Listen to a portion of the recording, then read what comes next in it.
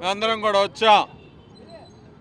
ఇవాళ మనందరికీ తెలిసిన విషయమే, మరి గత ప్రభుత్వం వైసీపీ ప్రభుత్వం చేసినటువంటి అన్యాయాలు, అరాచకాల్ని మేమందరం కూడా పోరాడి ముందుకు తీసుకెళ్ళాం. ఆ సమయంలో మా యువ నాయకుడు, మా అందరి ప్రియతమ నాయకుడు నారా లోకేష్ బాబు గారు ఏదైతే ఇచ్చిన హామీ, జాబ్ క్యాలెండర్ ప్రతి సంవత్సరం మేము రిలీజ్ చేస్తాం అని ఇచ్చిన హామీని నిలబెట్టుకొని మరి ఈ సంవత్సరం కూడా గత సంవత్సరం మాదిరిగానే ఈ సంవత్సరం కూడా జాబ్ క్యాలెండర్ రిలీజ్ చేసినటువంటి పరిస్థితులు. మరి ఇవాళ ఆంధ్రప్రదేశ్ రాష్ట్రం, విడిపోయిన ఆంధ్రప్రదేశ్ రాష్ట్రంలో ఏ విధమైనటువంటి యువత అన్యాయానికి గురవుతా ఉంది, అరాజకానికి గురవుతా ఉంది, వలసల బారిన పడతా ఉన్నారు. వీరందరికీ అండగా నారా లోకేష్ బాబు గారు ఎన్నుకున్నటువంటి కార్యక్రమమే జాబ్ క్యాలెండర్.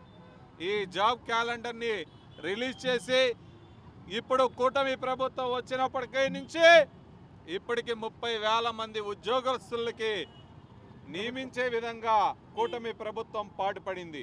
మరి ఆ కార్యక్రమంలో భాగంగా మరి నిన్న రిలీజ్ చేసినటువంటి జాబ్ క్యాలెండర్కి అనుకూలంగా నారా లోకేష్ బాబు గారికి, కూటమి ప్రభుత్వానికి కృతజ్ఞతలు తెలియజేయాలనే ఉద్దేశంతో మరి ఇవాళ ఈ కార్యక్రమాన్ని, పాలాభిషేక కార్యక్రమాన్ని మేము నెరవేర్చడం జరిగింది.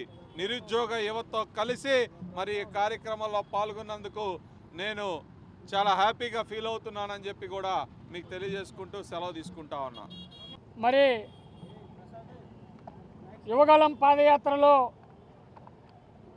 నారా లోకేష్ గారు ఏదైతే హలో లోకేష్ అనే కార్యక్రమం ద్వారాగా రాష్ట్రంలో ఉన్నటువంటి విద్యార్థి, నిరుద్యోగ యువత అందరికీ కూడా ఆనాడు ఒక హామీ ఇవ్వటం జరిగింది. చదువుకునే బాధ్యత మీది, ఉద్యోగాలు ఇచ్చే బాధ్యత నాది అని ఆనాడు ఇచ్చినటువంటి మాటని ఈ రోజున నారా లోకేష్ గారు 2 జాబ్ క్యాలెండర్ల ద్వారాగా మరి గత సంవత్సరం మరి ఏదైతే 24-25 సంవత్సరంలో మెగా డిఎస్సి ద్వారాగా దాదాపు 11,000 పైచీలకు ఉద్యోగాలతో భర్తీ చేయడం జరిగింది. అలాగే ఈ సంవత్సరం మరి ఉగాది కానుకగా రాష్ట్రంలో ఉన్నటువంటి తెలుగు జాతి ప్రజలందరికీ కూడాను మరి ఉగాది అంటే ఒక పండుగ, ఒక నూతన సంవత్సరం. మరి ఈ సంవత్సరాన్ని